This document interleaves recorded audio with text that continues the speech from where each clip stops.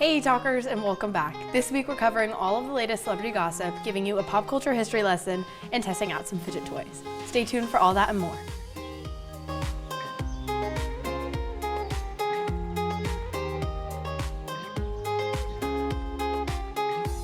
We have lots of celebrity drama to fill you in on, so let's get started. I'm Lily. I'm Katie.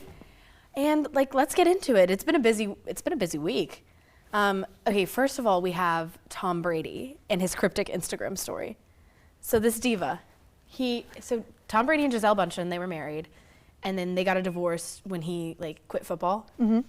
And she is now pregnant with another man's baby. First of all, I feel like she might be a little old to be pregnant, not to hate on women like that. No, because at the end of the day, it's not really her problem. No. You know what I mean? It's a little bit of his. It's his problem because Tom Brady did take to Instagram stories, kind of in a middle school girl way, and post some cryptic lyrics to Landslide by the Dixie Chicks. So, originally by Fleetwood Mac. Yes, originally by Fleetwood Mac.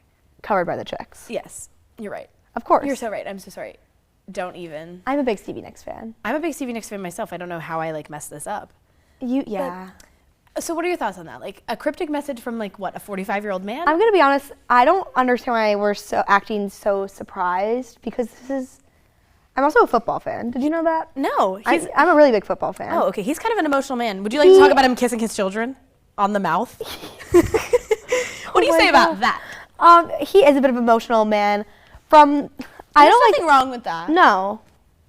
But I'm not a Patriots fan, in all honesty. Did not keep up with the Patriots. Mm-hmm. But with that being said, there was a point where he was I will quit football when it comes in the way of my family, and then he just kind of didn't. Yeah. Am I making that up? No. He quit football for a year, and he was like, wait, I don't like this.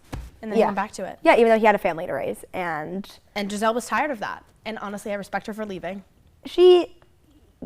Mama, get out of there. That was the best choice. Absolutely. In my opinion. Absolutely. But no need to behave like an adolescent. No, especially as one of the best athletes in the world.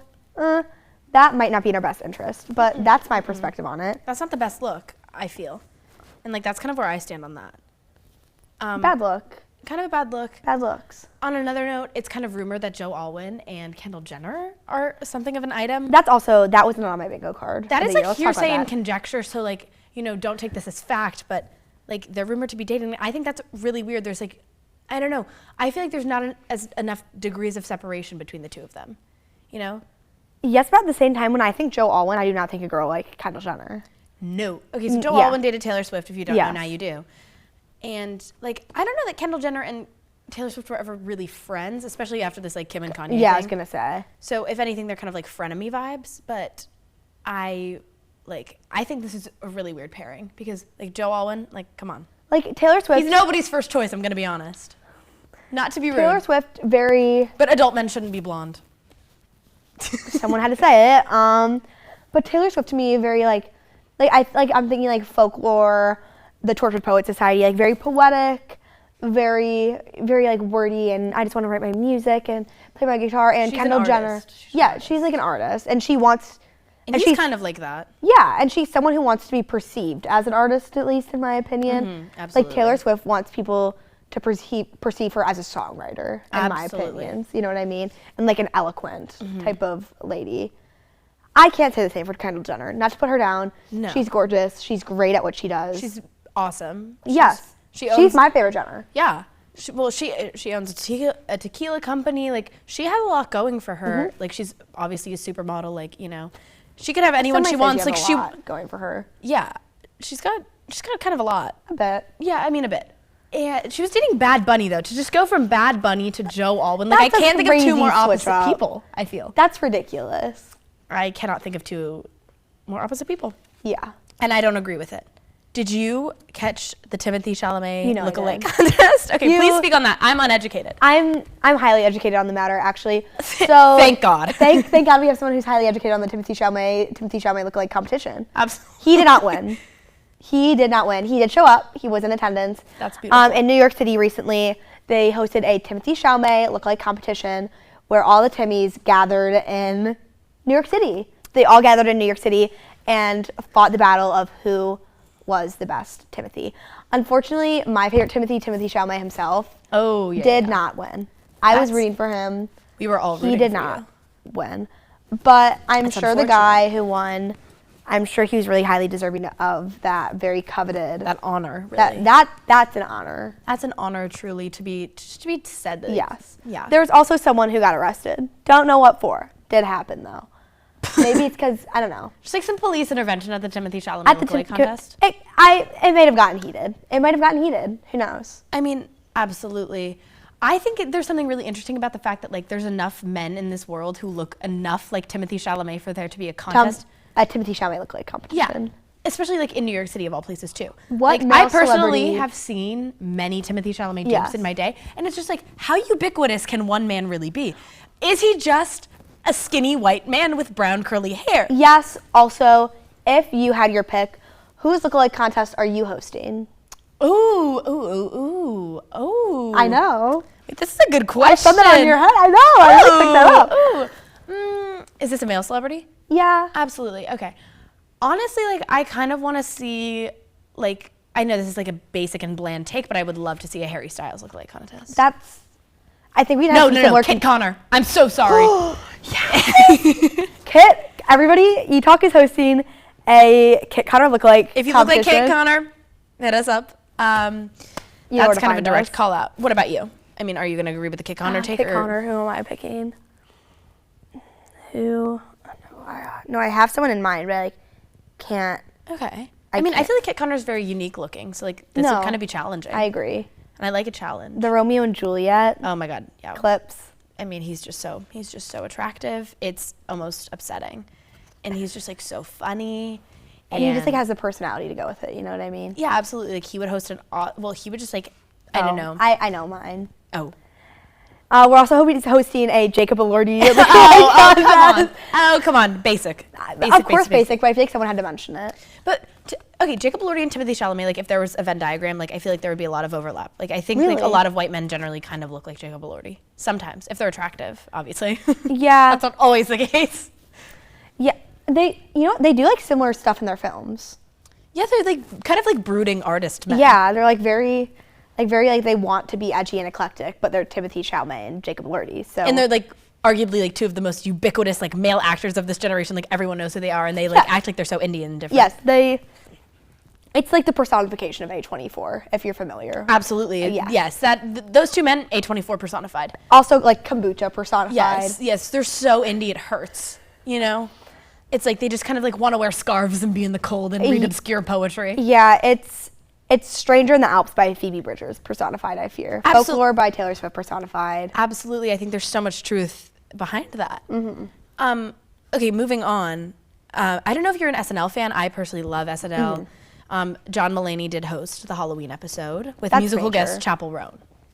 And that was kind of important culturally. I was waiting for Chappell Roan to be on SNL as a musical guest because I think she's like kind of like the new face of this. She's the new Lady Gaga, and I'm saying it now. And she performed an unreleased song. It was all very exciting. I don't know if you caught that. So personally, I don't know if you know this about me. I'm a massive country music fan. Oh wow. I'm a big pop like Chappell Roan, Sabrina Carpenter. I'm really into like Gracie Abrams. I'm really into all that. Mm-hmm. But I also I love some Morgan Wallen and some Zach Bryan. This is interesting. I know. I also love country music, but I feel like that was easy to tell. Yeah, I'm from Chicago. It's definitely a little bit of a sleeper pick with me. Yeah, absolutely. Major fan. So to have like a little bit of country twang and some Chappell Roan for me, like that was a really big moment for me. That was really big, really big because I mean like it's unexpected. It's avant-garde, you know? Yes.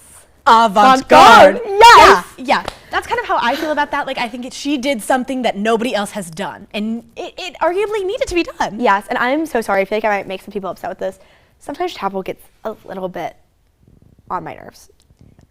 I think like she kind of has this like woe is me attitude towards being famous, and like I understand everything she's saying about like privacy and like those are major concerns. They need to be talked about. Absolutely, and I think like it's brave of her to like create a space where she can talk about that. Yes, but I also think sometimes like maybe you just like need to laugh and let some of it go. I agree with that. I feel like just sometimes it's been taken like a step too far. And as like a comms major and as someone who like maybe would want to represent an artist and be a publicist, like there are moments where I'm like, Girl, what you doing? Girl, what are you doing right now? But at the end of the day, like, she is a creative, and like that is where I think she thrives. It's just like in creative spaces. Like that set on SNL also at like the same time, like obviously she has a vision. It's like she's almost like the Tyler Creator of pop. Oh, you're so right. Is that? Can we talk about Chromacopia? Yeah. I can't believe we missed it. I can't believe we haven't spoken on this already. So Tyler the Creator released a new album, Chromacopia, and it's like a concept album. All of Tyler the Creator's albums to me are concept albums. It's all just like high concept art, really, is what it is. And storytelling. And there's always a plot, there's characters, there's arcs, there's relationships, there's dynamics. There's so many things to understand about Tyler the Creator's music to like fully enjoy it, I feel. And I'm a big enjoyer. And I personally like, I have mixed feelings about Chromacopia. Really? I was expecting something like really, really like, you know, different and exciting, and it kind of felt like more of the same. It didn't feel like much new music from him. Okay, so what album do you think it sounded a lot like Wolf for me. Okay. Yeah, but what would you give it out of 10? I really liked it. I would give it like, I'm a little harsh, so maybe like a 7.5. Okay, I'd kind of give it like a 7.6 out of 10. But loved it nonetheless. Tyler the Creator, we love you. I'd like to host your lookalike competition. Please come to eTalk. Yeah, he's another one of our lookalikes, actually. That is all of the celebrity gossip we have for you today. So stay tuned for a pop culture history lesson.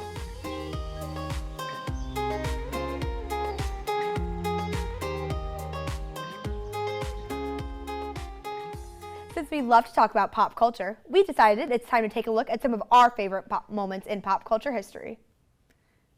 Well, should we get into it? I think we should get into it. Disclaimer, this is a personal pop culture history lesson. This is what's most important to us.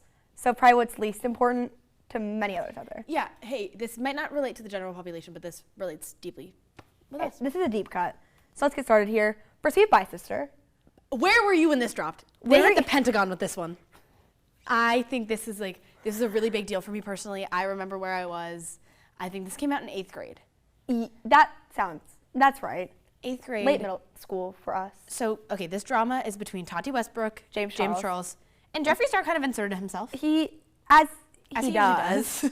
Yeah, kind of in typical Jeffree Star behavior, he did insert himself. So you'll hear Jeffree Star's name a lot in the coming minutes. Absolutely. Okay, so this drama, correct me if I'm wrong, began because James Charles did a brand deal with Sugar Bear Hair and Tati, which is our hair gummy supplement vitamins. That did not work. Yeah, that were completely fake, by the way. And tasted like a gummy bear. So how effective did we really think they were? And Tati had just launched like a supplement company called, I actually don't remember. That's not irrelevant. And not doing well now. Truly not. And like Tati was really upset that James like betrayed her. Yeah, and like went against her brand and like was deeply offended by it all. And made this video called Bye Sister and exposed him for like just like being a bad person and like grooming young boys. Yes. Keep in mind also not to defend the grooming young boys part of it, but another big issue was James Charles just acting like very entitled. Mm-hmm. He's young. He still is young. Yeah, and he was definitely young then. And in 8th grade, I want to say he was our age-ish. Yeah, he was 19. Yeah, okay. He was our age. 20, maybe. So keep in mind, a bit young for a 40-minute video bash to come out of you. Yeah, and honestly, like, what are you supposed to do when you're handed that much fame at that young of an age? James Charles blew up when he was like 16 or 17 years old. Mm-hmm. And like, to just all of a sudden then have to handle all of the like issues that come with being famous and like all these scandals, you know? I think James Charles bounced back in a really great way. Tati, I think he recovered really well from it. Yeah. His TikToks are really funny now. I'm not a huge fan. Yeah. But he's recovered, she's irrelevant. Yeah. And that's important. But this was like actually the biggest deal ever. For the time this was major. Keep in mind, you can already tell like this one's like in her 30s. Yeah. Why are you friends with a 19-year-old guy? Let's turn that on you, Tati. Let's flip the script. Why? Yeah, let's flip it. That's weird. James Charles made a video entitled No More Lies, responding back to this. That's one of my favorite videos on the internet. And he comes back with all these receipts being like, I told you I was doing this brand deal. I told you why I had to do it. And like, then Tati was just like kind of thrown into obscurity and James Charles took a break and then he came back. And honestly, he's been killing it. I love his car review series on TikTok. It's so funny. I'm a big fan. I'm a big fan of the one of him screaming about Joe Biden. I think that's a personal favorite. I think that's a classic too. James Charles is awesome. I'd agree. In that way. Okay. This is, TanaCon. I think, my personal favorite on Oh, please speak on it. the slideshow. Absolutely. So, of course, if you are at any into tapped into 2010's YouTube history, you know about VidCon. VidCon is Started by John Green and himself. Hank Green.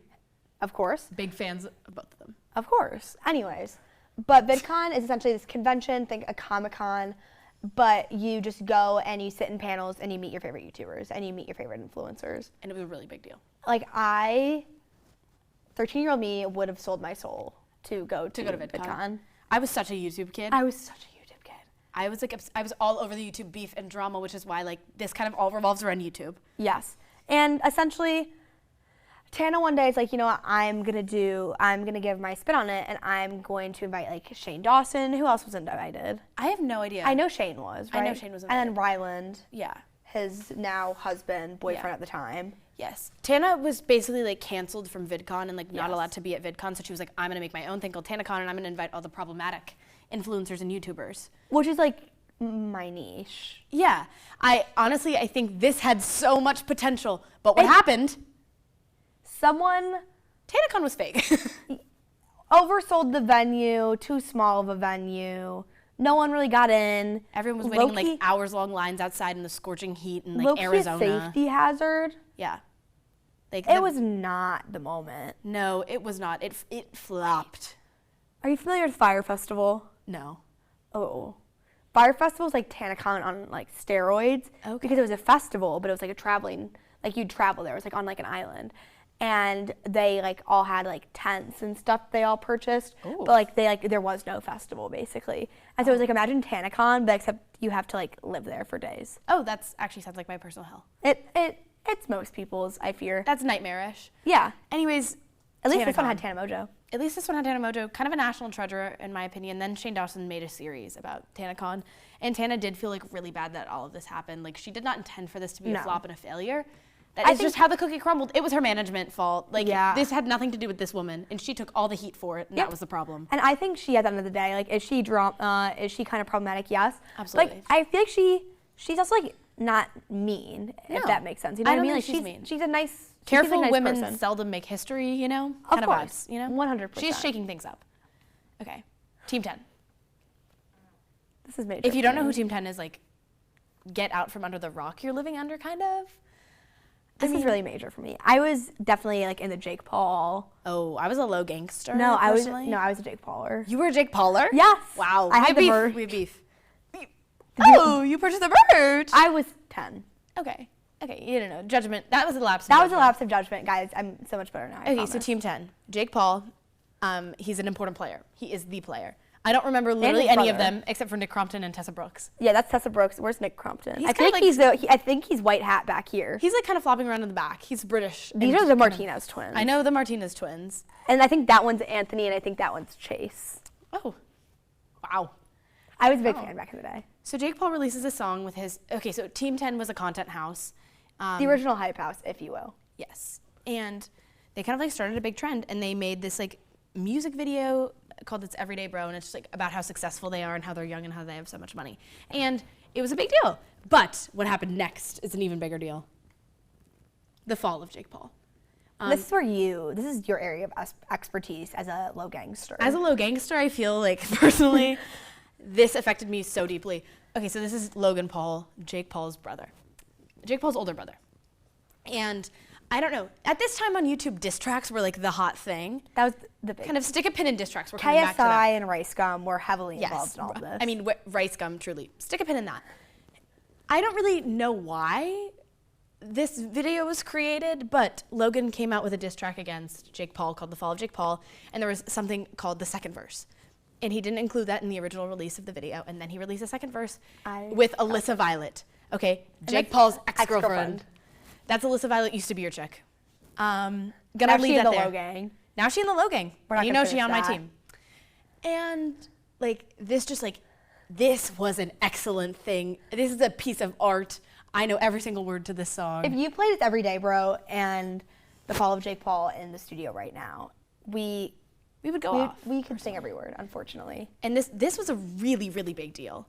I mean, this started the trend of diss tracks and inspired another masterpiece, in my opinion. This also heavily divided my middle school. Oh, absolutely. Like, Jake Paulers and Low Gangsters, like, we were not friends. No, we wouldn't have been friends. I'm so sorry. I'm so sorry to say. But this inspired another masterpiece.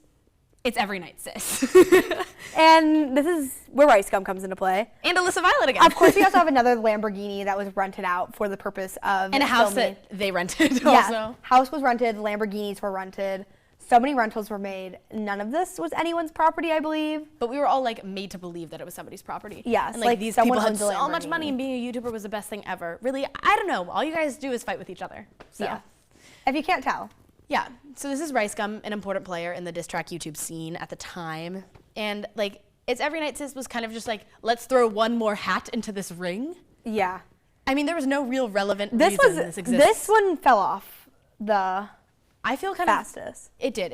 But I do feel strongly about it still. Like, This is arguably the best one, I think. yeah, Sleeper pick of the crew? absolutely. Okay. Bullying at school, now you're bullying your bro. Like, I don't Yes. know. It's just like, Alyssa Violet did so much in this video. Like, she was constantly pulling up this tube top. Like, This would have been a great Halloween costume. This That's would've been- a recommendation for next year. yeah, be Alyssa Violet in the It's Every Night, Sis music video. Yes. But honestly, where's Rice Gum now? I have no idea. Couldn't tell you this was the last time That's a anyone cared about him. massive, massive Tati Westbrook Rice Gum fallout. Yeah, absolutely. Massive. Like, these two people fell off. What are the implications for the YouTube community? in that? Absolutely. This This is the big one. is so important to me. Okay, Shane Dawson. Like, okay, look at him.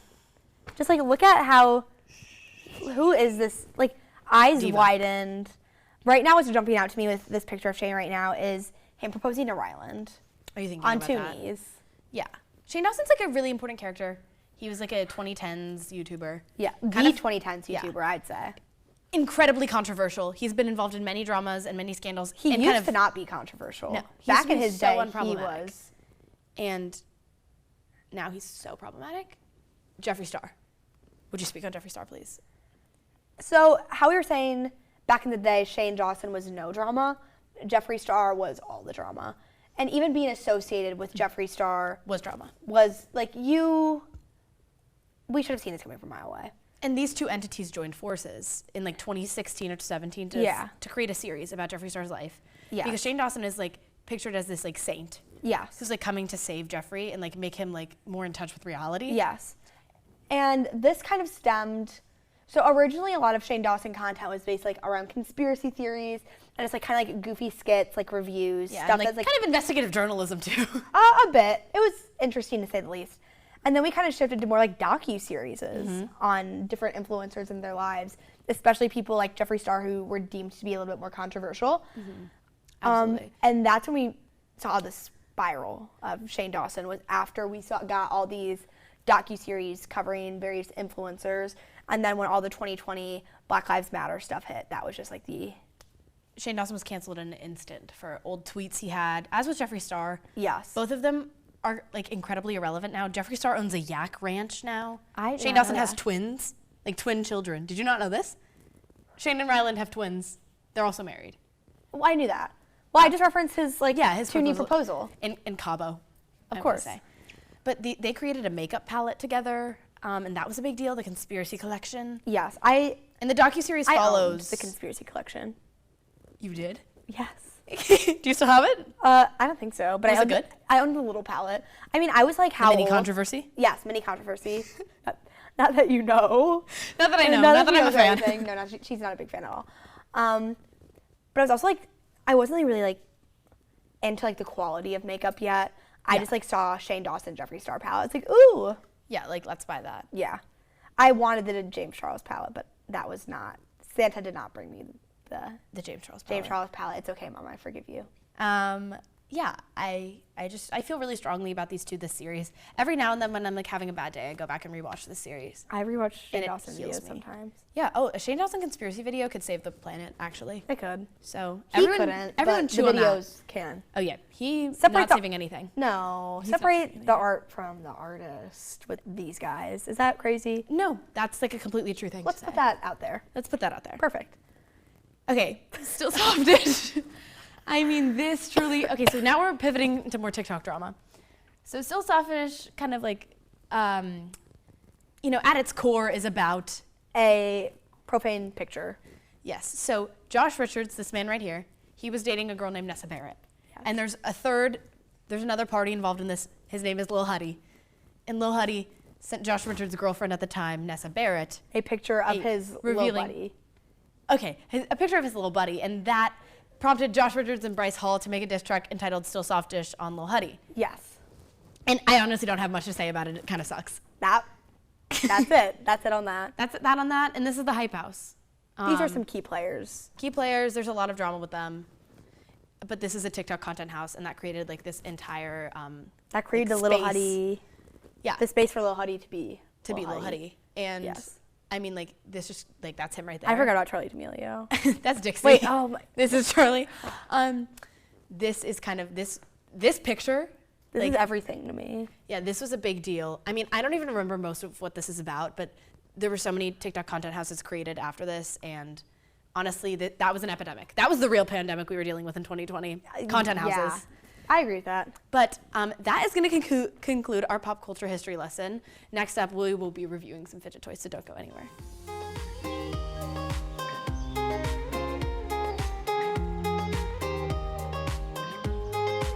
Today, we thought it'd be fun to test out the latest fidget toys and give you guys our opinions. So let's get into it. I'm Lily. I'm Katie. And I'm Kat. And we're going to get into it. Everybody, like, kind of pick up the fidget toy that's calling to you most at this time. Okay, I feel compelled. I'm kind of going to, like, touch this fidget spinner. I'm really liking this ring. Oh, that's one of my personal favorites. I have to be honest. You know, I'll say I try that, on around the house. It's a little too much pressure on my fingers. Okay, let's kind of all explain, like, which one we have. Okay. Right now, I'm holding a fidget spinner. Of course, like, a classic, like, in middle school, who did not have these? Mm-hmm. And it also kind of, like, extends and is bendy in a way, but mostly just spins. Katie? I have the little ring. Of course, it matches with, like, the rest of my jewelry set, which, if you know me, you guys know I really appreciate that. Mm-hmm. Absolutely. It's a little pokey, but, like, not in a bad way, just, like, in, like, a... It's like it's called an acupressure ring. An acupressure ring. And it's like a little bit of pressure, you know what I mean? Mm-hmm. Perfect. Mm-hmm. Sometimes that's all you need. I have, this sort of like folding toy. Fun fact, I actually broke and then repaired this about 5 minutes ago. I just helpful. It kind of just goes back and forth. There's something to love on every side of this. Yeah, I mean, like, fidget toys, like, they're a really important part of my life. And they're a really important part of these lovely ladies' lives as well. Of course. So kind of as, like, three women with ADHD, like, let's talk about our emphasis on the H. Heavy on the H. Heavy on the H.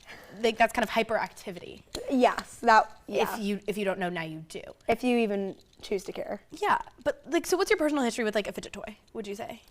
I think in the lobby we were all kind of talking a bit about how our history all began in elementary school when you're kind of getting the seating chart and all of a sudden you're the kid that either is like stayed on the yoga ball or that one inflatable blue spiky thing or you're like at the bottom of your desk there's like the big rubber band that you can like kick a little bit.